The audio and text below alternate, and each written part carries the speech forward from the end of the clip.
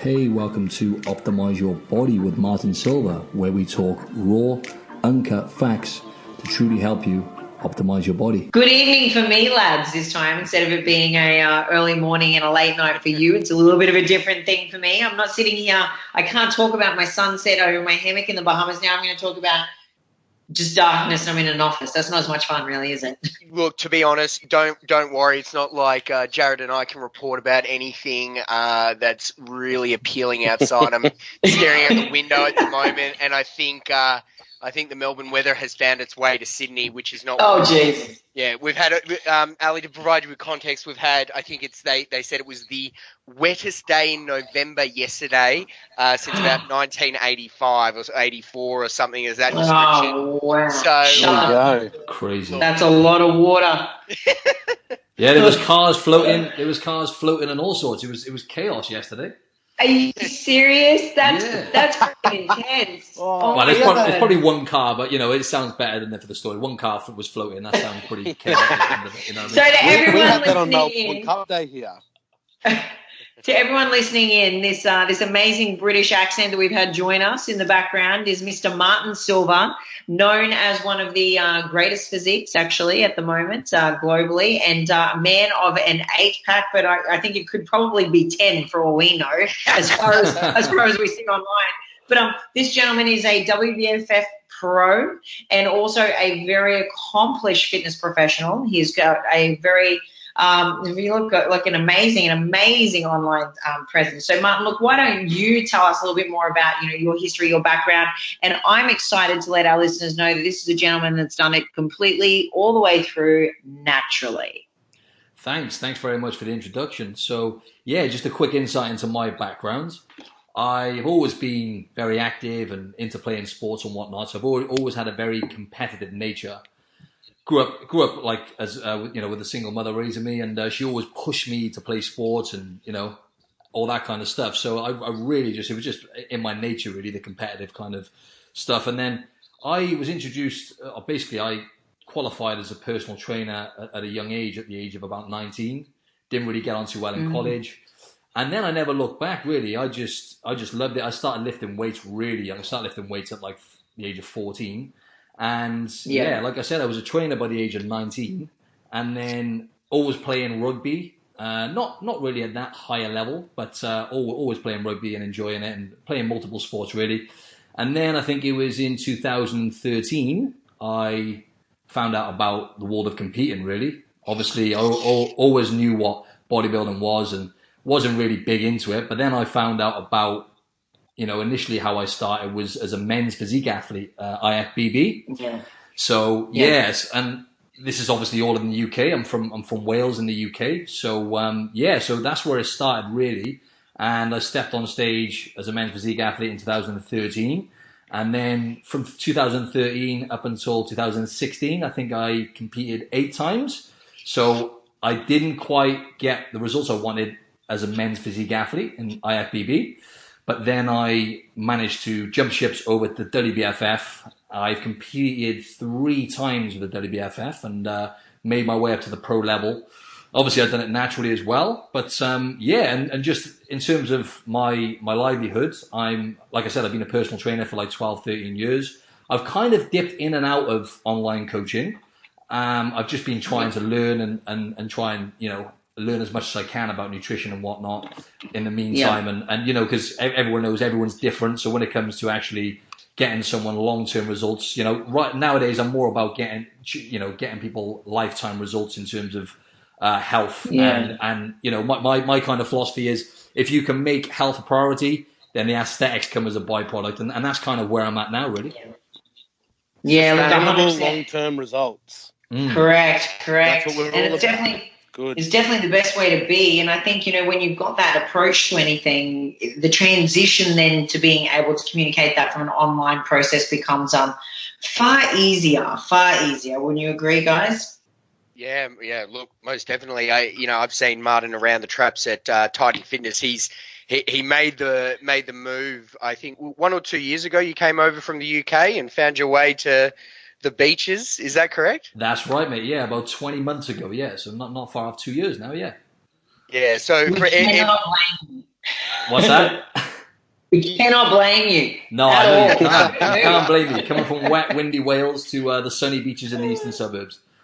And that's the thing is just looking through Martin's Instagram, any of our listeners, if you get the opportunity after this or during the podcast, you'll get a grasp of what Martin's all about with regard to that notion of health being a priority first and foremost. And then how that translates, the physique being the byproduct of that.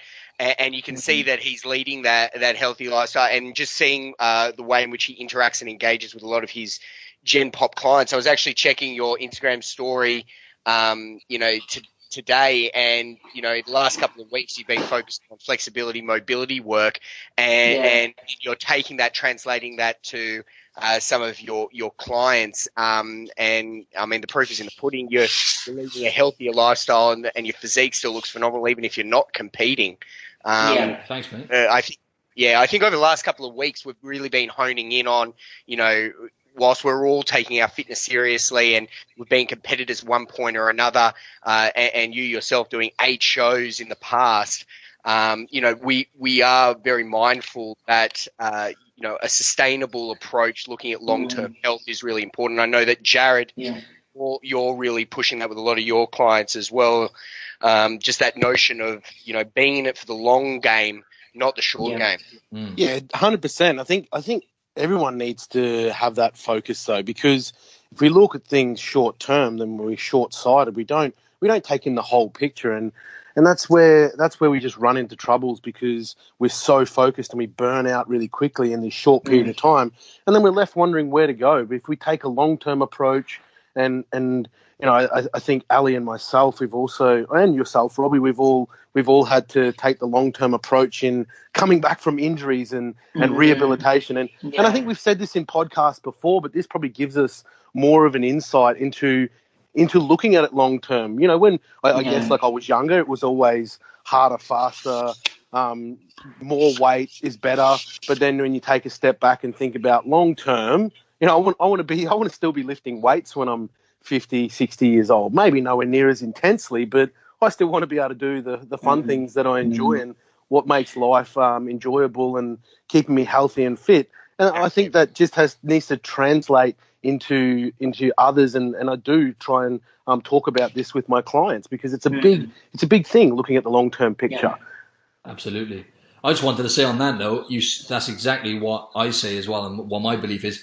Literally, there's no reason why you shouldn't be lifting weights until pretty much the day you die. That might be a bit drastic, but if you do it right, and as Robbie was saying with mobility and stuff like that, it's only about 2 years ago I started taking the mobility stuff seriously, because, as you said, with injuries, you get niggles here and there, and you kind of ignore it to a certain extent because you're used to just like cracking on and pushing yourself, and then you think to yourself, oh, okay. And to be honest, like that concept alone, just focusing on moving better and loosening up my tight muscles and strengthening my weak muscles, that alone was a game changer. I built more muscle, my posture improved and everything. So, yeah.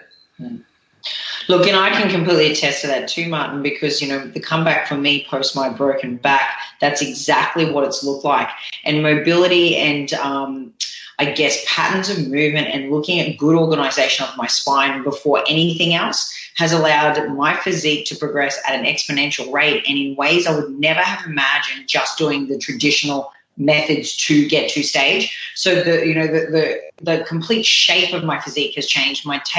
The tapered waistline I've been able to achieve by changing the protocols and the way that I actually approach training, and by incorporating mobility and flexibility as one of the primary elements of importance within a fitness parameter, being mobility, flexibility, as well as then strength and then cardiovascular fitness. It's all three. It's not just go hard, go strong, or not just go run a marathon. It's all three elements for proper optimal health.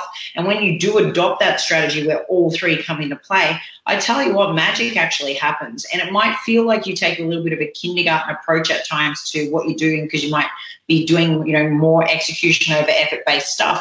But long term, I think longevity of you in the game, in the sport, and then in life, in fitness is there. But also, I think you bring a better physique. I really do. I truly believe that. I know that I've been able to prove that theory on stage now 3 years consecutive. Wow. Yeah, I think, looking at that health perspective and looking at that long-term approach and how often we can get so, focused on short game, whether it's a competition or whatever. Just looking at Martin, I was looking at your Instagram before, and you made a recent post. And it's timely because, in light of the fact that we're about to reach the festive season, the holidays, and summer if you're down under, and what you show is and I quote, fluffy Martin. That's right. Wasn't it cuddly? That's right. Yeah, cuddly Martin. Cuddly Martin? I don't know. Oh, very cuddly. He looked joyful. So.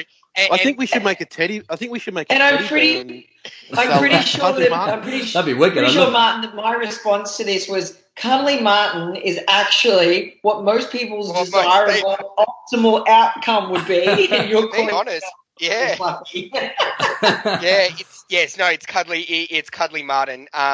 Cuddly Martin's got a chest that I would want, so I think I'd be happy with that. But thanks, mate. One of the things I'll swap my chest for your obliques. Oh gosh, that's a good trade-off. One of the things that I saw was you've got a comparison shot, and you've got you at 9% body fat, and then you've got yourself absolutely dialed in at 3% body fat prior to stepping on stage.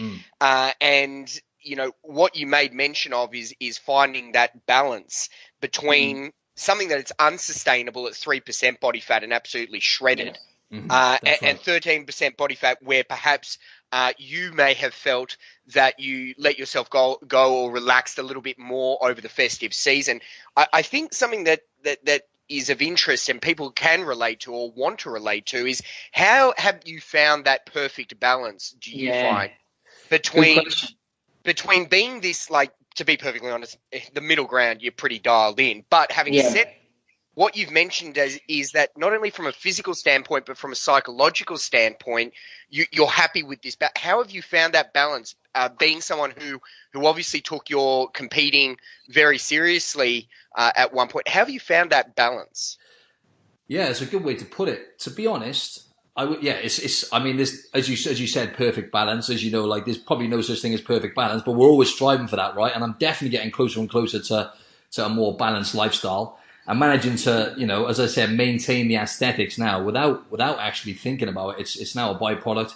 It's the same as you guys, right? We lift weights to feel good, right? So that's kind of like where I was going with putting health first. Obviously, we want to look good, but when you know what it's like. You do a weight training session, you feel better afterwards, right? So you feel good, and then that becomes, a byproduct, as I said. But to find that balance was quite a long road, really, to be honest. And I kind of built up a bit of I'm not sure if you guys can relate to this, but I built up an eating disorder, essentially, the binge eating disorder, from restricting so many times, not only for shows, but for photo shoots and whatnot.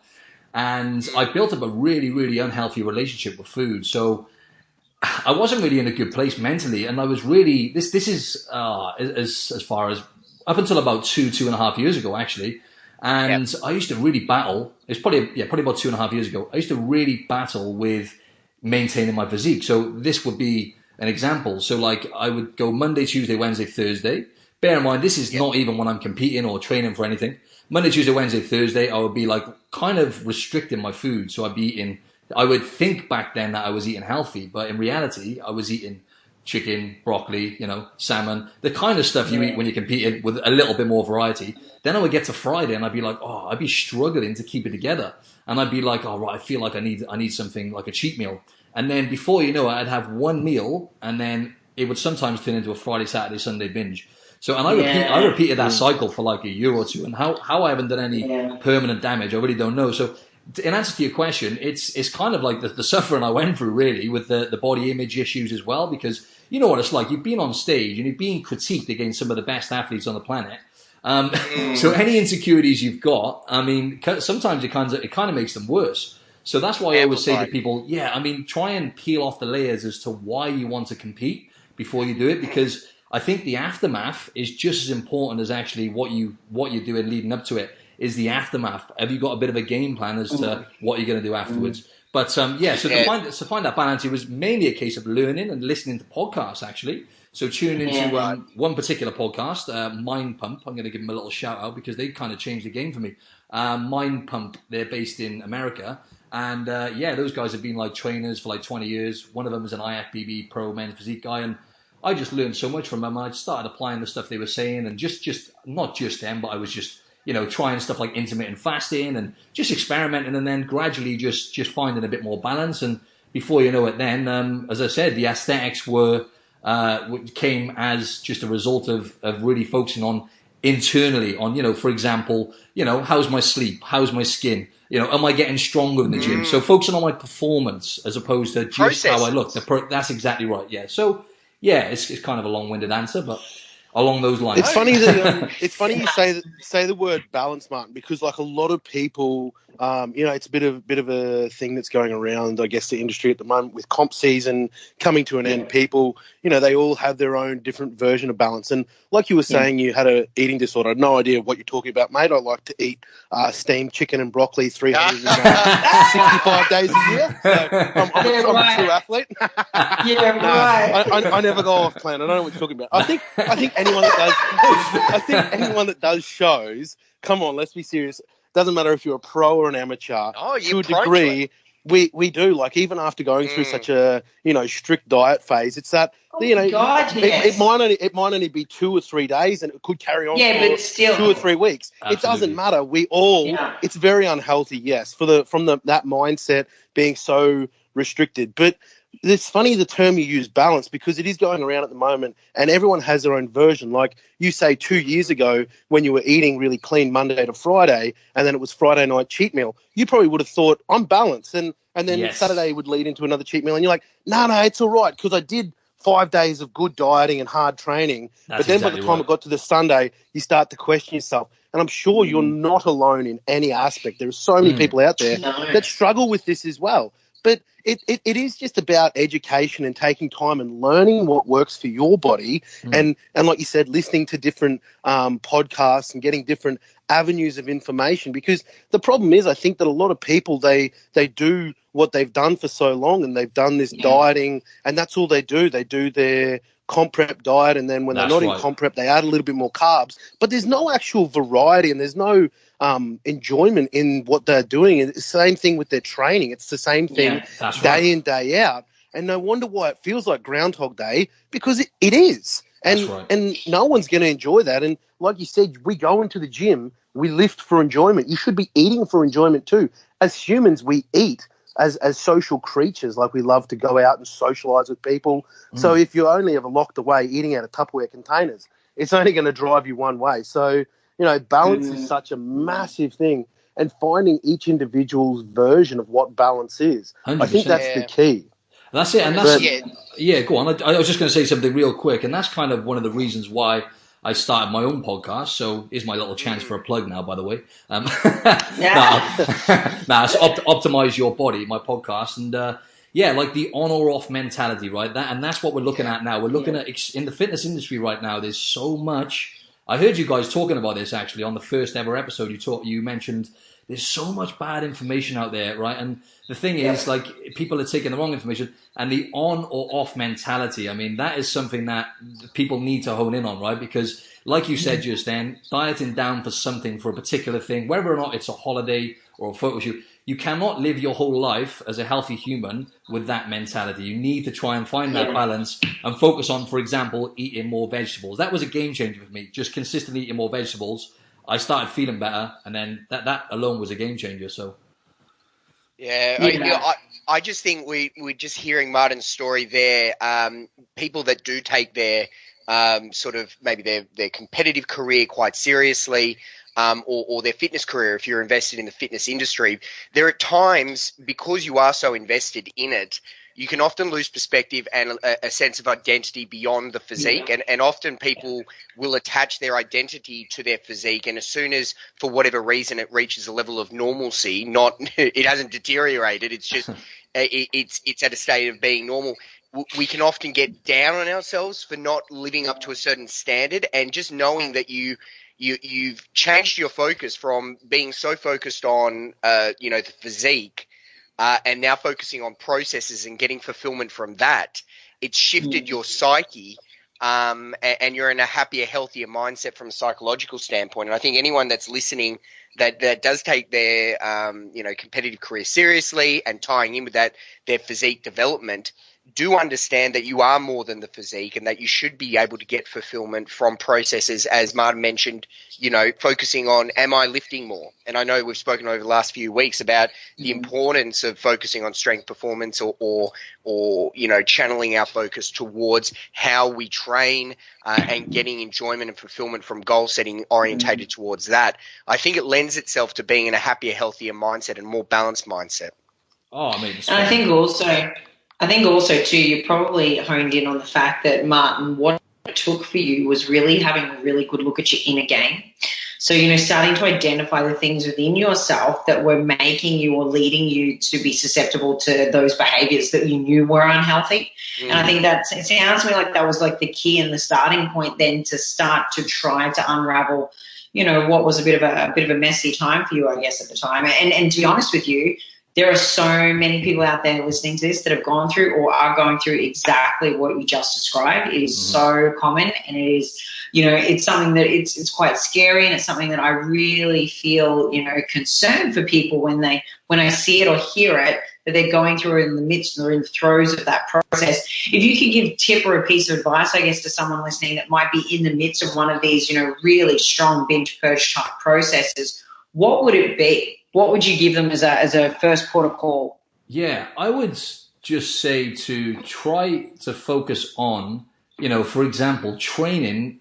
A lot of people, and personal training, as a personal trainer, a lot of the clients I actually deal with, they're training because they don't like certain parts of their body, or because they hate this part of their body, or I don't like. It's again, it comes back to insecurities, right? But it's totally normal. We live in a world now, in a very superficial world where, with the kind of emergence of social media and stuff like that, even if it's subconscious, we're comparing ourselves to other people non-stop. So it's only normal for that to be actually even worse nowadays, for people to think, Anyways, to focus on training, again, it kind of sounds a little bit like woo-woo, right? But to train because you love yourself, right? You should be, the right reasons, it's easy for me to sit here and say this is the right reason to train, but you should focus on training because you want to take care of yourself and do things in life. And when it comes to the nutrition as well, we all know how important that is, You'll start connecting the dots if you just give it a bit of time, in terms of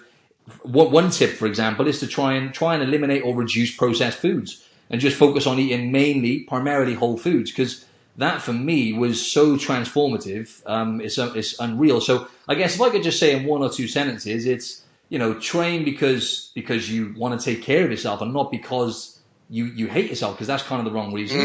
And love that. Yeah, and just try and tune in. And I think one of the most important things is who you surround yourself with and what you actually choose to tune into. So, most of us, well, I don't do this anymore, but get up in the morning, straight away you're on social media, scrolling through, you're putting yourself in a state of stress straight away. We have all this amazing information out there, like you guys with your podcast and your message, my podcast, Optimise Your Body. If you tune into the right stuff, that will then, eventually it will sink in, and you'll start thinking, do you know what? Before you know it, you're in the shape of your life without thinking about it. But it just takes time. Yeah. Surely the weather in Australia plays a huge role as well, mate.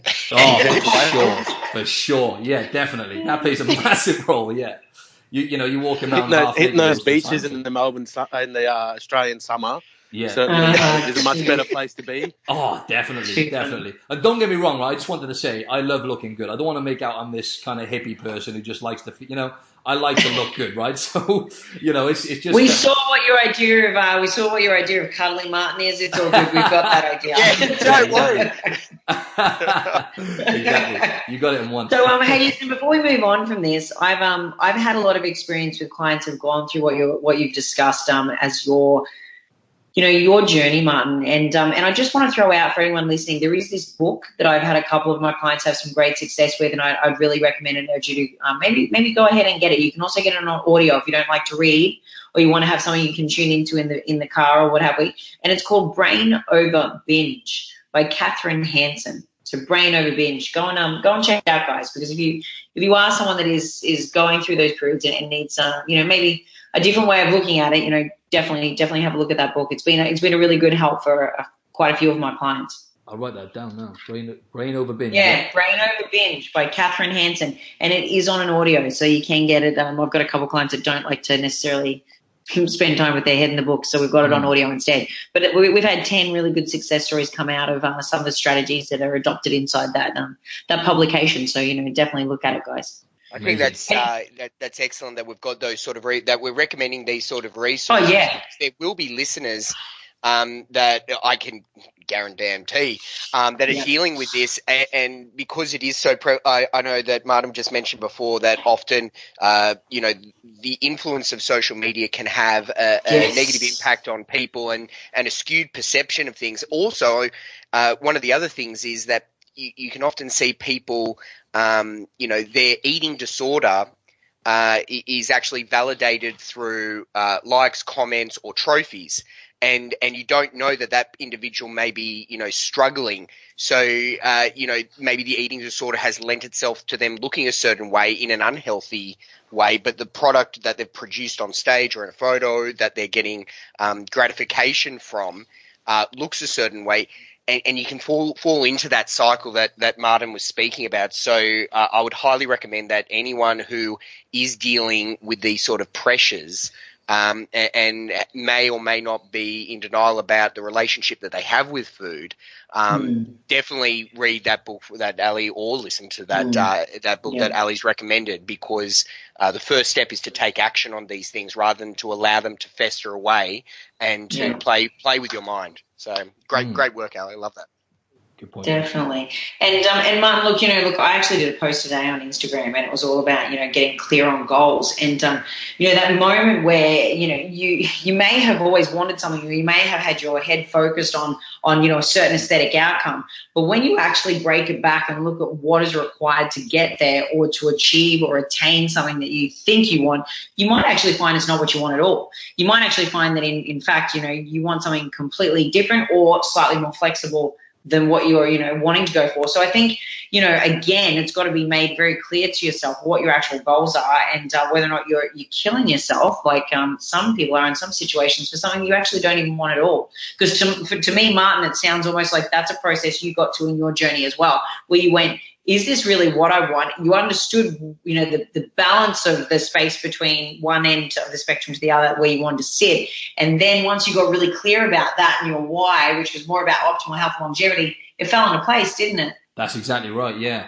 And, that's spot on what you said there, because, it's just realizing why you're doing it. And it's just self-awareness, really, like we were saying about the binge eating as well. It's like, a lot of people, I think about 50% of people nowadays with an eating disorder fall into that binge eating disorder category, where a lot of people do have this issue, but they're not quite aware of it. So I think self-awareness is just key, really. I mean, and another example with like nutrition and stuff was another thing which kind of excelled me forward with my journey was just tracking my calorie intake and learning about kind of what not so much calories, but what nutrients work well in my body, and what my maintenance calories were, and just these kind of things are really effective long term, I think. Yeah, it's important to empower and educate yourself where you can. You're not going to learn everything overnight, but you will reach a stage where over time you'll want to be. You're naturally inquisitive. I find if you're on this fitness journey and you're wanting to better yourself, whether it's from a physique development point of view, or your performance in the gym, or just holistic health, you will have that natural inquisitive nature to learn more. And the more you can educate and empower yourself, the more likely you'll be able to, I guess the key thing there is feel empowered to make those informed decisions, understanding, the caloric density of the foods that you're eating and being mindful of that, but also being mindful of the micronutrient density. What foods are actually going to make you feel better, definitely, and what foods are actually going to wreak havoc with your gut, no matter how tasty they tend to be. So I think just listening to Martin's transition from a psychological standpoint, key take homes for me is to educate yourself. and read as much as you possibly can, but also getting different perspectives from podcasts from people that show you a different light, and they share the same passion for fitness, but they've probably got a more a balanced view or perspective on things, which can positively influence you. And I have no doubt that, Martin, with all the work that you've done with your podcast, you obviously interviewed a vast array of people within the fitness industry beyond competing. And I'm sure that those experiences are subconsciously shaping how you view leading a healthier lifestyle. That's absolutely It's pretty right. cool when you think about all the things you can do, all these different avenues like podcasts that we have. Like there's something that I did yesterday. Now, I don't advise people try this, but I did it just to see how my body would respond and just to test my mental strength, I guess. So I did a 20-hour fast. I've been listening to I listen to Ben Greenfield podcast. And he does some pretty whacked out things like 4 6-day fasts or something like that. Like 4 to 6 days he'll fast. Anyway, so I did 20 hours fasting. I gave myself an enema, and so I did that to start the fast, and I went 20 hours, nothing in the GI tract. Then I did an infrared sauna. I also did three doses of 1,000 milligrams of berberine throughout the day just to drop blood sugar right down. Very smart move. And okay, I will admit I did not feel my greatest yesterday. But I feel really no good shit. Today. So it was something that I thought I'd test out and just see like how things are going. Just throw the kitchen sink in all at once, isn't it? Why not? Thinking to himself, this is so far from my idea of balance. No. It's true though. It's a very good point you made, because that's the problem. Like people take things to the extreme, and I'm not saying that this is an experiment, right? So like each to their own. But like people, for example, with fasting, it's almost like fasting is a buzzword now, and people who haven't built the foundations. They're not eating the right foods for the most part, and then they're trying to fast, but they're not fasting for health reasons, which is, if you look at all the benefits of health, right, from a health perspective, right, they're doing it to lose weight, which straight away is a really, really bad idea. Essentially, you look at food then as, I'm going to starve myself to get leaner, and it's like, that is not the way to do it. You know what I mean? So, as a disclaimer to everything that I just mentioned, sorry. No, that was great. I might try that myself, though. That sounds pretty good. Do not try this at home, anybody. Okay? I only did it. Okay, now I do regularly, when I'm in comp prep, I regularly do 16 hours fasted. So I do that every day. 4 hours extra was nothing for me.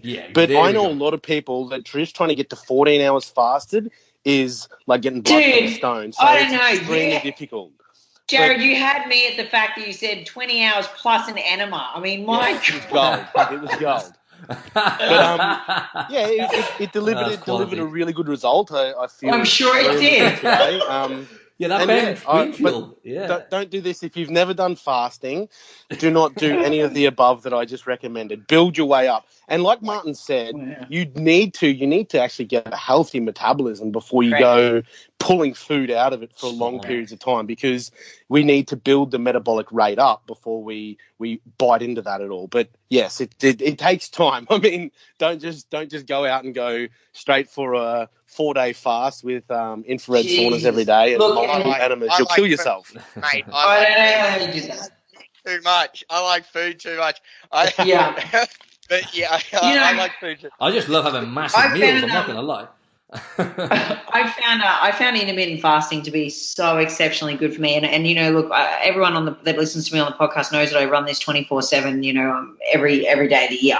But the reason for me finding it actually initially, going back about, we've been nearly 6 years now, was because of my time on the floor with clients. So I'd be up and I'd start work at 5 a.m., wouldn't actually stop till 11, and the whole concept, I would not eat or take time in between my clients, and I was back to back. So I would break and fast, and I'd break my fast at that fasting point when I'd finish with my last client for the morning, split. Now, I obviously went on to then find such significant health benefits and so much a composition benefit for me personally, and for my physique, it works so optimally that I just carried it on and continued it. And a 16-hour window of fasting for me, I found has definitely been the sweet spot. But I can still remember the first month I did it far out. I thought my throat was cut. But now I'm good. Now I'm sweet. And now I'm not even hungry in the mornings. I function better, in fact, in the mornings without having had food. Yeah, I think from a mental perspective, hormonal health, metabolic health, it can be very beneficial, but it takes time to build up to a point where you can do that. And it's not for everyone, you know. It's not for everyone. No, not at all. I know some people. Yep, I know some clients that get really bad results if they fast. They get sick, their blood sugar drops too low, they don't feel good, they've got no energy, and then the next day is even worse. So, no, it is not for everybody. But like Martin said, listening to different information, trialing things, seeing what works for you, because it'd be great if it was a one-trick pony and there was only one way approach to this, but it isn't. We'd all be out of jobs. We'd all be doing enemas 20-hour fasts and saunas with Jared. That's what we'd be doing. Exactly. That's the only reason. That's the only reason fasting is not like as big a thing like supplements, for example. Right? You can market it. You can sell it. How do you sell fasting to people? You know what I mean? Like sooner or later they'll figure out a way. You know what I mean? Yeah, probably. They'll even put a bottle on it. Exactly. Magic pill. And look, how you choose to distribute your calories throughout the day and when you choose to ingest them, everyone's just mentioned there that it does come down to the individual. And what Ali was just mentioning there, how her lifestyle at that particular point in time, it constituted what she was like. Often I say to clients and I say to anyone, how you choose to partition your calories throughout the day is entirely dependent on your personal preference. How you perform in the gym is one factor. How you feel should actually be the main priority throughout the entire day. And lifestyle considerations have to come into play.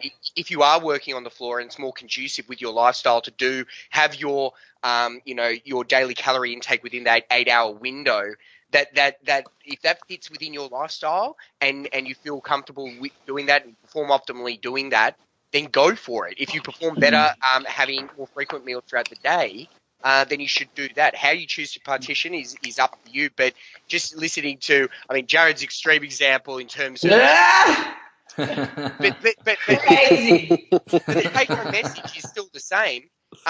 Listening to different bits of information, evaluating them, and the only way that you can evaluate them is often through trial and error to make that objective assessment and finding what works for you. And I know that all of us as trainers and coaches, when we go through the process of molding or designing a training program or a protocol around the individual, this is the process that we go through with regard to objective analysis through trial and error. And that's even, the same thing could be applied to a training program as well. So, I think it's always keeping an objective-based outcome focus where we're looking, always at that evidentiary data. So 100% it is. And you've got to, I think the more we can empower people to be able to do that for themselves as well as with a coach, or, at least collaboratively with a coach, then the better we're setting the population up for good health change, an optimal health change. And that's ideally what we want. As practitioners and professionals in this field, that's ideally what we want, is to leave people better than when we found them and with better equipped skill set to actually look after themselves more optimally. Really, that's what we want to do. Definitely. And habits, I think that the kind of one of the underlying themes of this podcast is The Power of Habit. That's actually a book. I don't know if anyone's read that book, The Power of Habit. But it's just basically like 40% of the things we do are habit. Only like roughly 60% are decisions, 40% are habit. So most people I come across actually eat food out of habit. And that's one good thing, like not so much fasting, but just going maybe every now and then, for example, like if you were to skip breakfast, once you do that a couple of times, you realize actually you're not hungry. We have tens of thousands of calories of fat stored in our body to keep us alive, if we were dumped on a desert island, for example. So, a lot of things we do are just purely habits. So it's just a case of forming better habits, I guess, overall. Yeah, great. And we've spoken about that at length on this podcast with regard to, and we broadly speak about the importance of consistency. But it's consistency with those habits and processes. And I think, hearing Martin's progression over the years, rather than getting fixated on results, focusing on processes. So if we can get into the habit of executing on processes to the point where they become subconscious activities that we don't think about, we just do. I mean, all four of us, the very thought of not training, people laugh at me when I say when I say I'm going on holiday. And then I make the conscious effort to go to the gym. They're like, why? And it's like, because I don't know any better. And if you I book where I'm staying around the gym. That's like one of the best things. That's exactly right. Where's the nearest gym? It goes, am I going to be close to a gym, walking distance or not? And is there not a Whole Foods, because am I or am I not in America? That's pretty much how it goes. And then I just base my Airbnb around that. Let me ask you guys why that is then. Let me ask you why that is, or why is it you want to train when you go on holiday? If you just share that with the listeners. If I'm going to be really honest with you, it's because 100% I am so passionate about every single bit of training, the lifestyle. Just I feel better, I run better, I think better. As a human being, I'm my best version of myself when I'm in optimal health. And optimal health to me is about taking care of myself 365 days a year, no matter what. There we go. I'm a little bit different to Ali. I like to keep my missus happy, and if I don't go to the gym, she knows I get cranky, and then I get in trouble. To be honest, that's not the only reason she wants you to go to the gym. She needs to make sure that you look trim, taut, and terrific. No, I like that. I'm one of the. She'll be pinching your back fat in the kitchen again. Yeah, she would. She's nasty like that. No, honestly, I'm like one of those, I don't know what body type you'd call it, like skinny fat. But I don't train. Oh, my God. And when I don't train, I just get this, I just start to look smooth. So, I've got to keep my shape on holidays. I've got to keep up appearances. Come on. Yeah, so this is where the enema comes in. To be honest, look, it's one of those things when it comes to training,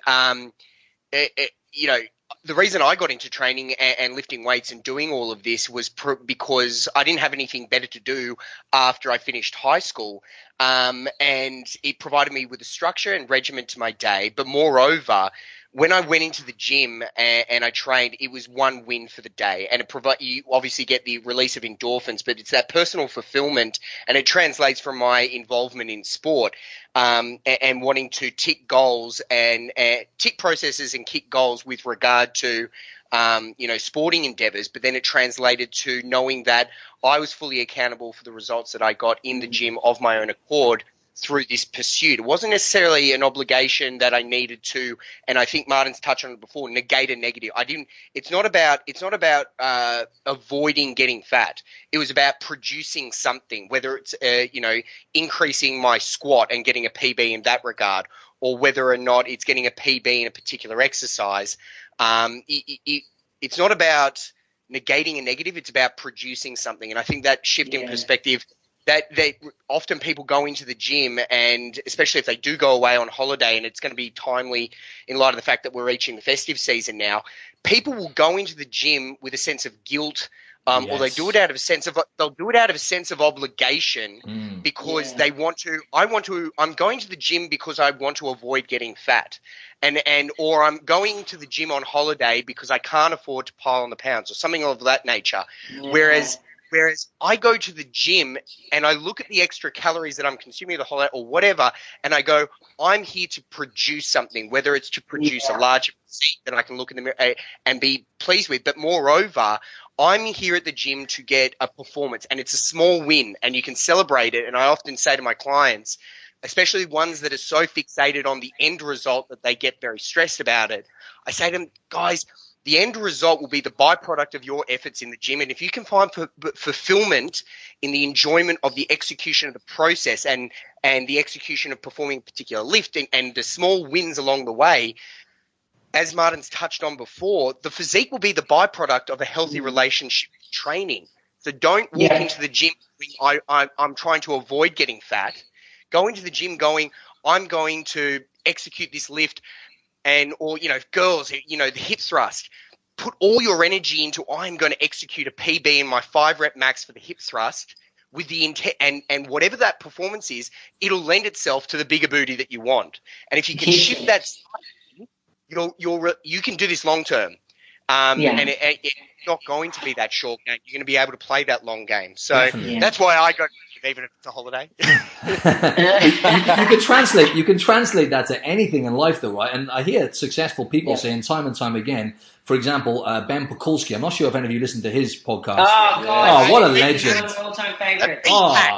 Exactly. That's right. And he's like... one of my all-time favorites. Exactly. He was the heaviest. I think he was the heaviest, biggest ever, Mr. Olympia competing athlete. And he said he got to the top of that mountain and he was completely empty. And you can relate that to anything, right? So, like, if you purely focus on that end goal, then you can relate this to getting in shape, right? So when you get in shape, because I've trained, probably over 1,000 people in my time, and I've been there myself, you can be in tip-top shape, right? But still not be satisfied. If you're focusing on just how you look, you're going to be disappointed. So that's why it's like you've got to fall in love with the process, just as Robbie said. Yes, 100%. Definitely. There's got to be more substance than just that stage appearance. Definitely. To anyone and to anything that you're doing with regards to fitness goals. Yeah. I think just hearing that, especially with people that competing and or often get into competing for the wrong reasons. They think that perhaps a trophy or a placing will provide, fill an empty void within themselves. But anyone who's played the competing game long term or the fitness game long term has found enjoyment and fulfillment from the journey. And often that can be viewed in a very hairy-fairy way, and people can roll their eyes at that very notion.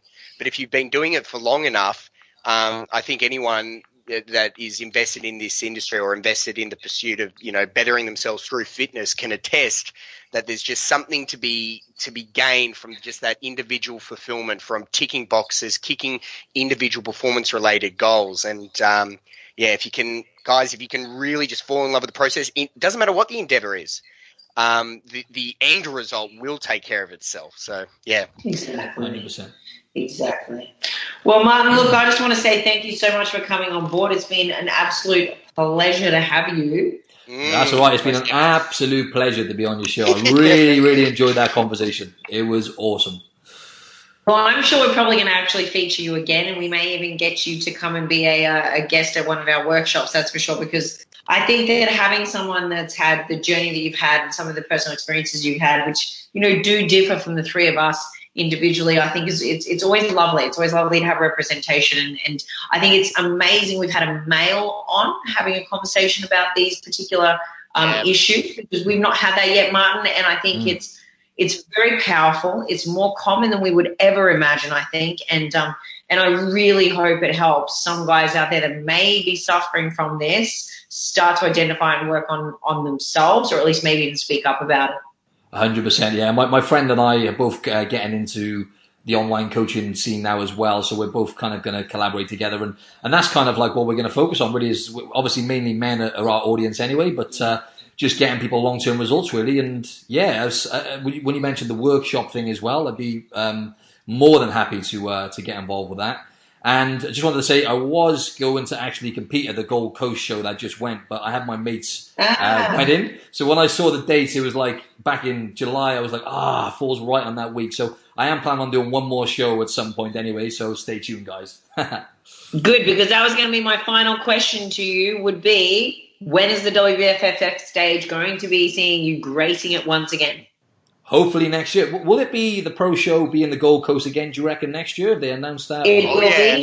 Yeah. Great. Absolutely. Loaded, baby. So that's my plan. October again. There we go then. So I'm not going to say yes for certain, but that's definitely on the cards. And that's if they've still got me on the... I don't know if they've taken my pro card off me actually yet, because I haven't competed for so long. Hopefully I've still got it. It's just, you know what it is? It's just because you went and skipped yourself from Wales to here, so they just lost you in the transit. That's right. That's all it is, buddy. Exactly. But really looking forward to seeing you up there, so I can't wait. Thanks very much. I really appreciate the time. Let everybody know, Martin, too, where they can find you, mate. Yeah, so on Instagram is at Martin Silva Fitness, Silva Silva. And yeah, my podcast, as I mentioned, is Optimise Your Body. Some great content on there. I'm up to around about almost episode 50 now. And that's pretty much it, everybody. I'm on Facebook as well, just Martin Silva. Martin Silva, you'll find me on there. What gym are you based at? What gym are you based at in Sydney as well, mate? Oh yeah, I'm based as a personal trainer in Titan Fitness, which is in Coogee in the eastern suburbs of Sydney. So you can also find me there if you want to find me in person. Nice. That's awesome meant to work, be an amazing gym. I'm still yet to be there, but I've heard that it's phenomenal. So it's a really good gym. We'll definitely have to check it out. Yeah, for sure. Be good to link up at some point. point. Absolutely. We're definitely gonna let you know when we're coming in. But it's been an absolute pleasure, Martin. So thank you once again. Thank you very much for having me, guys. Much appreciated. Thanks. You have a good night. We'll speak to you soon. Take care, guys. See you, mate.